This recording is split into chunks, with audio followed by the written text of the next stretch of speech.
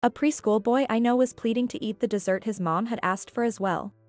Even the little grandson sitting in front of me seems to be about the same age as that boy. With a kid's meal in front of him, he said, "I wanted to feed mom," as his stomach made noises signaling hunger. My name is Kathy. I'm 65 years old. My husband, George, of the same age, is a private taxi driver, and I work in a company cafeteria.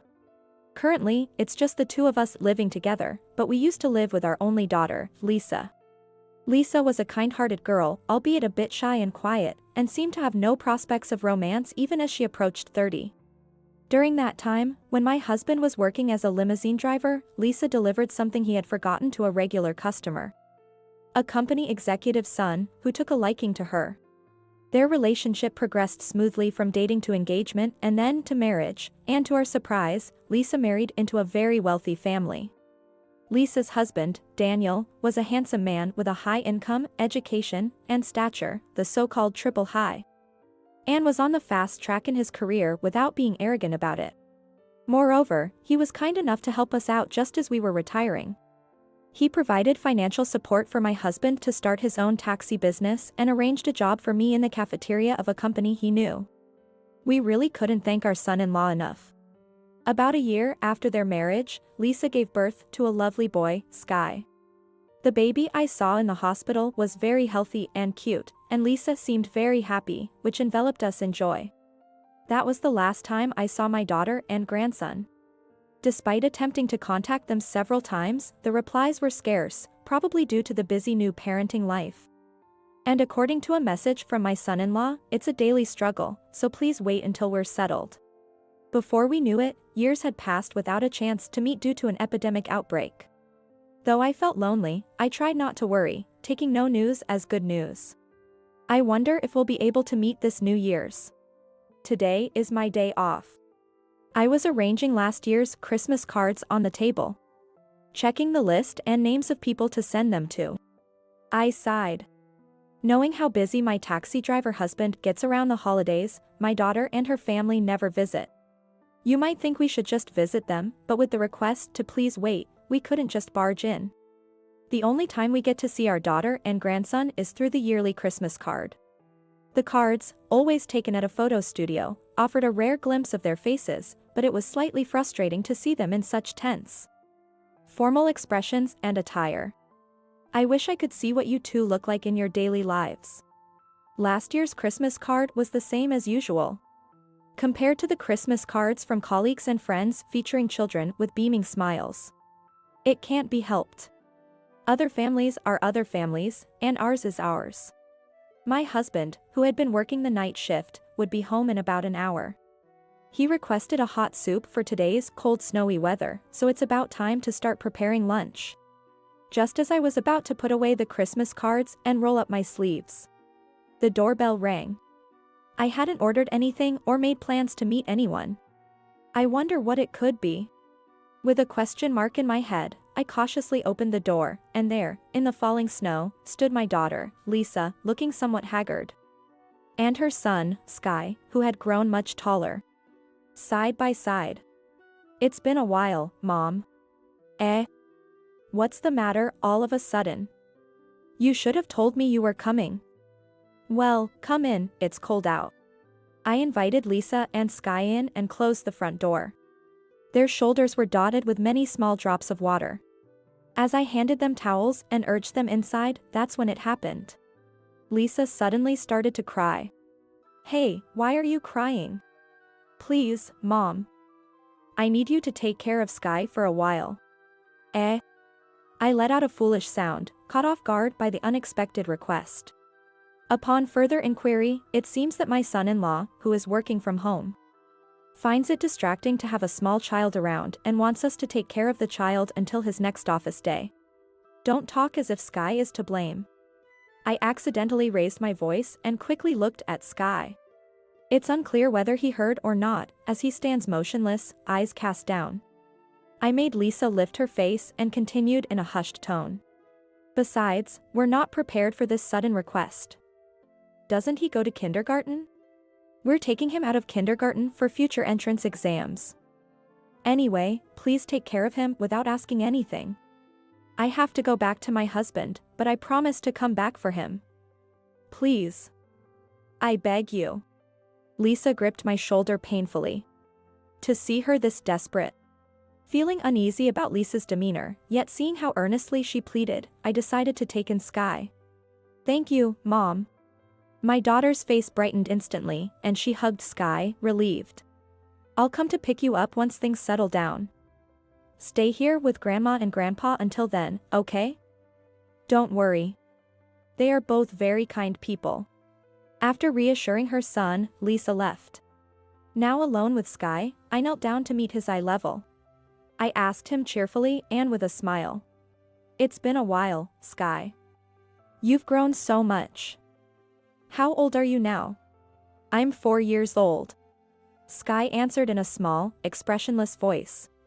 Oh dear, he must be nervous. It can't be helped, we haven't seen each other since he was a baby. Come on, it's cold in the entrance. Come in. Yes. Sky entered the living room, looking uneasy. Sit anywhere. I'll make something warm. How about some hot milk? Yes, please don't trouble yourself. Such formal language again. I tilted my head at his adult-like expressions. While warming the milk in the microwave, I prepared a tea bag in my mug and poured hot water. Returning to the living room with 2 mugs in hand, I couldn't believe my eyes. Sky was sitting on the floor, with his back rounded. Hey, the floor must be cold. Come on, the sofa is free. This is your mom's childhood home, so it's your home too. Make yourself comfortable, okay? As I handed him the hot milk, he said, "Thank you very much," and hesitantly sat down, barely touching the sofa with half of his bottom. I wondered how to make him feel more at ease. Looking around, my eyes landed on the backpack at his feet. Did you bring any change of clothes? Can we check what's inside the backpack together? Maybe there's a toy or something he likes inside. It could be a conversation starter. When I asked with a smile, Sky handed me the backpack. Does that mean I can look inside? Inside the backpack were a few changes of clothes and underwear. Valuable items such as a health insurance card and a mother-child health booklet were also packed. There wasn't a single toy, instead, there was a pencil case and 3 preschool workbooks. Wow, you're working hard on your studies, aren't you? Maybe his adult-like manner of speaking is also for entrance exams.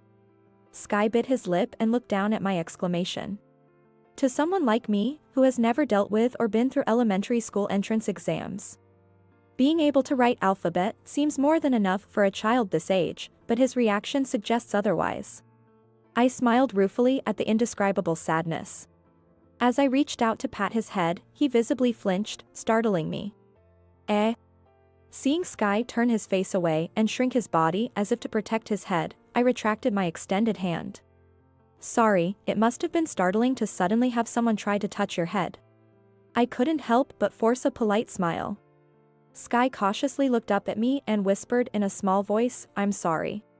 I should be the one apologizing for startling you. It looks like you got caught in the snow, so let's warm up with warm foods. I will start making something for lunch now. Feel free to do as you like." As Sky slowly stood up and nodded silently, he immediately started working intently on his workbooks the moment I stepped away. I frowned at the sight. What kind of life have Lisa and Sky been leading? The way he speaks, the contents of his backpack, his behavior, it's all so unsettling. Is this the pressure of entrance exams? Regardless, it's unbearable to let him stay in such a tense state all the time. Even though it's unexpected, I get to live with my adorable grandson for a while. I'd love to see his innocent smile. I decided to change the lunch menu on the spot. I fried the shrimp I had bought, sautéed the chicken and onions, and flavored them with ketchup. I put cheese on the meatballs. The carrots were made into a sweet glaze. I almost finished cooking. I stopped what I was doing and called out to Sky. "Sky, lunch is almost ready. Go take a shower before lunch." But my workbooks. What are you talking about? Warming up comes first. I caught myself mid-sentence. Right, can you take a shower by yourself? Can you wash your hair and body? If it's difficult, we might have to wait for Grandpa to come back. He might resist taking a shower with me. Just as I was pondering, Sky shook his head vigorously. I can usually take a shower alone. He dropped the polite language. I couldn't help but soften my expression at this unexpected change. Struggling to contain my smirk, I gently told Sky. That's good then. I still have kitchen duties, so please take a shower alone. Take your time and warm up. I led him to the changing area. And I handed him a towel. I could hear the shower running. He seems to be doing fine. Relieved, I returned to the living room to resume my kitchen work. Dishes I hadn't made in years began to line up on the kitchen countertop. As I was arranging the completed dishes on the biggest plate in the house, Sky entered the living room with pattering footsteps. Just as I was about to tell him that lunch was almost ready, the sound of the front door opening echoed. Soon after, my husband's voice rang out in surprise. Whose shoes are these? Sky's shoulders jolted in shock. Hey, there are small shoes at the entrance. Who's this child? My husband, entering the living room, widened his eyes in astonishment. Welcome back. This is Sky. He's 4 years old now. He's grown a lot, hasn't he? They came by today to ask if we could look after him for a while. I gently nudged Sky's back. He looked nervous. Good evening. Sky, is it? You've grown so much. Remember me? I'm your grandpa. Seeing my husband's beaming smile, Sky glanced at me quietly. I also smiled warmly. Come on, you must be cold too. Please go take a shower. Should Grandpa join you in a shower, Sky? Take a good look. Sky has already finished taking a shower. Besides, you're always taking a shower so quickly. After I hurried my husband off, Sky stared at us with a bewildered expression. Then, as if relieved, he let out a soft smile. There you go. When he smiles, he's just like any boy his age, isn't he? I seated Sky at the table and placed a one-plate lunch and soup in front of him, brightening his expression instantly. It's Grandma's special kids' meal. Please enjoy. I used my cafeteria honed skills to create an original kids' meal. While Sky was in a shower, I cooked everything. He was about to take a bite with his fork when his hand suddenly stopped, as if he realized something. Then, furrowing his brows, he looked up at me with a question. But I haven't finished my workbooks yet, and I haven't gotten a perfect score. I was at a loss for words, not understanding the meaning behind Sky's words. Soon after, my husband came out, drying his hair. Is that a kid's meal? Looks delicious. Aren't you going to eat? Yes. Studying is important, but it's not good for children to be hungry. Encouraged by my husband's words, I gently spoke, and Sky slowly brought a meatball to his mouth with his fork, murmuring, delicious. As if relieved. Feeling relieved myself, my husband whispered to me from behind. You haven't hurt yourself or anything, have you? Excuse me? What an odd question to ask out of the blue. As you can see, I'm perfectly fine. Not even a scratch on me. After all, if I had injured my hands or fingers, it would interfere with my work, so I'm always very careful. No, ha ha ha. That's good then. Puzzled by my husband's forced laugh, I began preparing his portion of the meal. As the three of us sat down to eat, my grandson nibbled hesitantly at his food. If it's too much, you don't have to force yourself, okay? It's not that. If we eat slowly, even a little bit can make you full. I always share with Mom like this. I know how it works. I want to give some of this to Mom because it's delicious. Share with Mom. As I struggled to comprehend Sky's words, my husband suddenly stood up and left the room. Where are you going? I could hear him talking to someone in the distance. After a while, he returned, clutching his cell phone. He beckoned me to a corner of the room.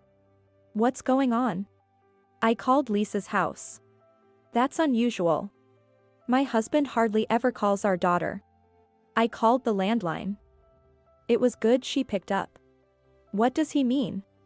Before I could ask for clarification, my husband continued with a serious look. Listen. Don't raise your voice about what's going to happen next. Stay calm, as usual. I didn't understand what he meant. Despite never having seen such intensity from my husband before, a cold sweat ran down my back. Smiling gently, my husband knelt beside Sky and asked softly. Sky, do you love your mom? Sky nodded slightly. And do you love your dad? As soon as that question was asked, Sky bit his lip, looked down, and started to tremble. Sky. As I rushed over, Sky looked up at me as if clinging for support. I understand. I'm sorry, Sky. Your grandparents are here for you and your mom, okay? It's going to be all right. I just need to lift your shirt a bit. My husband gently lifted my Sky's shirt.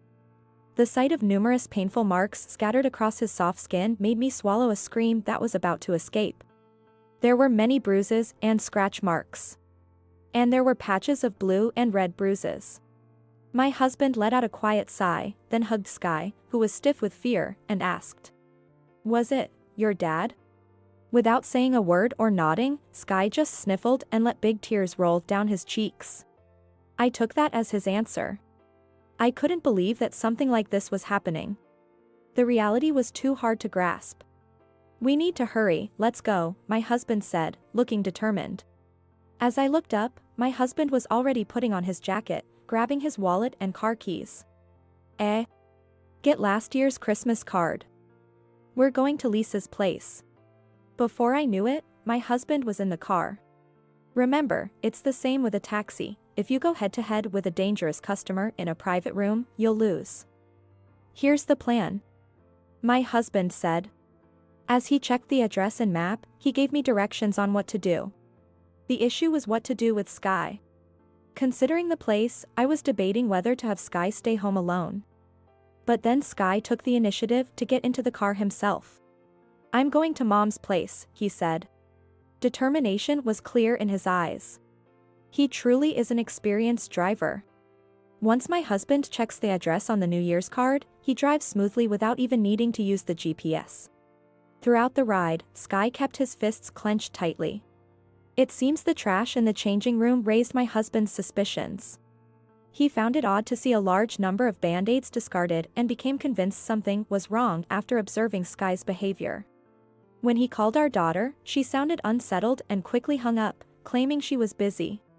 It's strange, isn't it? Even though we are his grandparents, we're practically strangers to each other. And it's the first day we're taking care of him. Normally, if I call, wouldn't you expect some concern for her child, asking if something happened? From the behavior at the time of drop-off, it seemed like Sky didn't fear my daughter, and given her demeanor, it didn't seem like she was averse to her child to the point of leaving him with us. The drive to our house, where my daughter, who doesn't have a driver's license, arrived after traveling through the cold snowy weather by train and bus, would take about an hour. Despite being virtually strangers, she made the trip. It gave me a sense of how isolated my daughter must be feeling. At the same time, I shuddered when I thought of my daughter's seemingly kind husband. To do such a thing to such a small child. Arriving at my daughter's house for the first time, it seemed twice as big as ours, with a grand gate that seemed almost to reject us.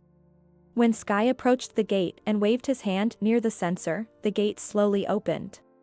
The front door was unlocked. It felt like I caught a glimpse of my daughter's true feelings, which she hadn't expressed in words. Where have you taken our heir? A sharp pain struck my cheek. I am Lisa. The one raging in front of me is my husband, Daniel. He was always somewhat domineering, but his personality seemed to change completely after our son's 3-year-old checkup, where we were told his development was slow. It was because of my poor parenting. I was scolded for enrolling him in a mediocre kindergarten, and as a result of my husband's arrangements, our son was pulled out of preschool and forced into homeschooling. However, as our son failed to meet his expectations, my husband's irritation grew, and he began to hurl terrible words at him. My intervention in his excessive discipline, which went beyond normal upbringing, must have been the last straw for him. He declared he would retrain me and our son, and took away my cell phone. Then, my husband escalated to physical violence, and my son and I began to live in fear of him. When we heard remote work was starting, we were terrified. Even now, with my husband going out to work, our days are suffocating, let alone having him at home all day. I took the chance when my husband was out to secretly leave the house and take my son to the place where I felt safest. I said you had an important meeting, so I thought it would be best not to disturb you and left him with someone I know. I recited the excuse I had prepared. It seemed my husband didn't notice our son was missing until much later. And despite being in the middle of remote work, he went out of his way to turn off the camera and microphone to scold me. I could see the ongoing meeting on the screen behind him, muted because he was wearing headphones. As if being the lowest as a wife and mother wasn't enough, you go and do as you please. That's why he doesn't grow up. Because you coddle him like that. My husband's arm moved with force. I braced for the impending pain, and just then, a shadow fell over my vision. Lisa is the best, and Sky is growing up just fine. It was my father who stood there. My father caught my husband's hand, and with the skill of karate, he moved behind him. He obscured the computer with his body. In the next moment, he had expertly immobilized my husband with just one hand. Ouch. Why are you here? Before that, how about you explain your recent remarks towards Lisa and those painful marks on Sky's body? It all happened so fast, I couldn't look away. My father, who had dealt with various customers alone over the years, practiced self-defense and held a black belt in karate. For my husband, who had grown sedentary from desk work, there was no contest. After a moment of fluster, my husband adopted a calm, outwardly friendly demeanor. This is our issue. Please don't interfere in our family matters. Besides, you can see I'm in the middle of work. Let me go. Without showing any remorse, he glanced at me and our son, who had rushed over, and gave us a chilling smile. Hey, Lisa, you should also tell them. It's not right to involve your parents in our household matters, right? Being physically and mentally abused, sometimes starved or locked in a cold room, we were conditioned to obey my husband's commands. Dad, let him go. My involuntary plea made my father slowly release his grip. My mother, who had silently entered at some point, stood next to my father, arms crossed. With a disdainfully polite gesture, my husband opened the door, urging my parents to leave. Well, we should clear up this misunderstanding, but let's save that for another time. You wouldn't want to lose your job over today's events, right? Please keep this to yourselves and leave. Don't underestimate us. Our jobs and everything else come second to Lisa and Sky. You think we'd just go back quietly after seeing our Sky like this and after how you treated Lisa? My mother took out her cell phone and tapped the screen, playing back the harsh words my husband had hurled at me earlier. We've also taken photos of the Sky's injuries. We'll be taking these as evidence to the police. The color drained from my husband's face at my mother's words. Police? Don't be so dramatic. It's just discipline. Calling it discipline to belittle your wife's humanity, to starve her, to inflict bruises on a 4-year-old until his skin is unrecognizable? Well, that's... I mean... He said he wanted to make a kid's meal for his mom. Despite living in such a grand house, are you not feeding your own family properly? Bombarded with questions from my parents, my husband was at a loss for words. This was my chance. Gathering my courage, I spoke up. We can't keep up with your methods anymore. Please, let's get a divorce. Huh?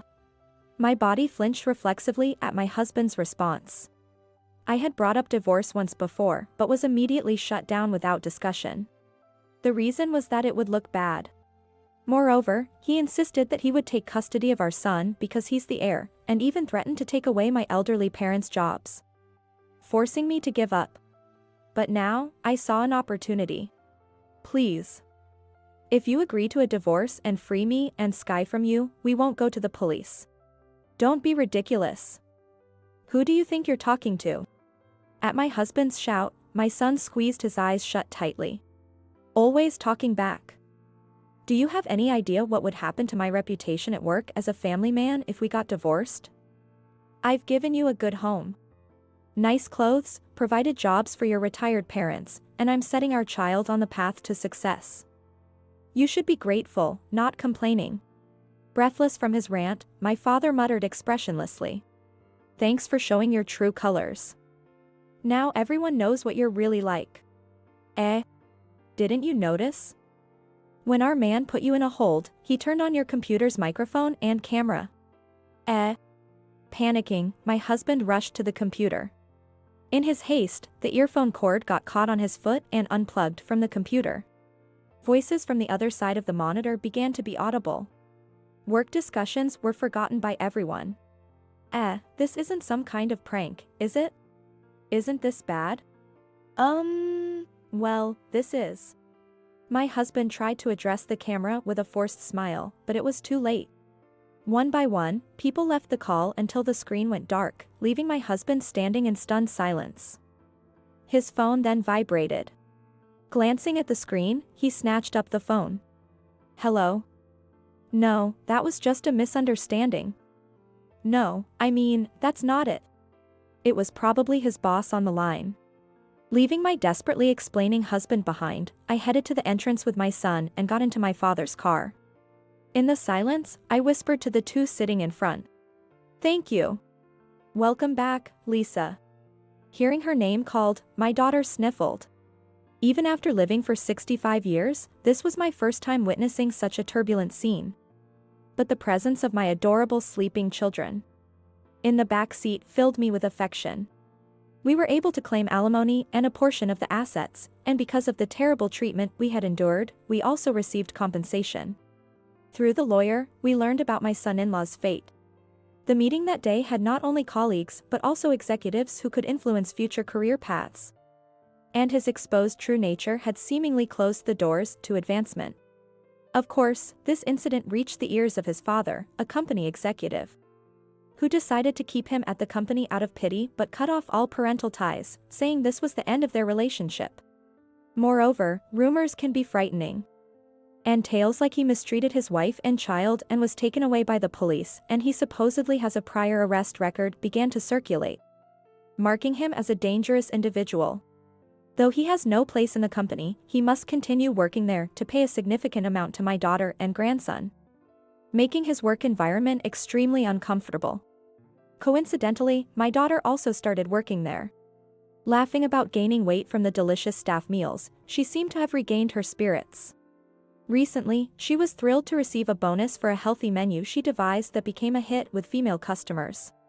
Sky, whose injuries had healed, transferred to a local public kindergarten. With fewer children, he received more attentive care, and we were amazed at how quickly he picked up new skills. Although not very fond of studying, he enjoyed crafts and spent his free time creating art from scrap materials. Our home has become a little museum thanks to his creations. And still, on my days off, I make kids' meals. Sky now finishes his portion and even asks for seconds, increasing both the effort and quantity required. But the joy far outweighs the trouble. I also play outside with him. He now likes to play at a park. Look, Grandma. He seems so fun playing outside freely now.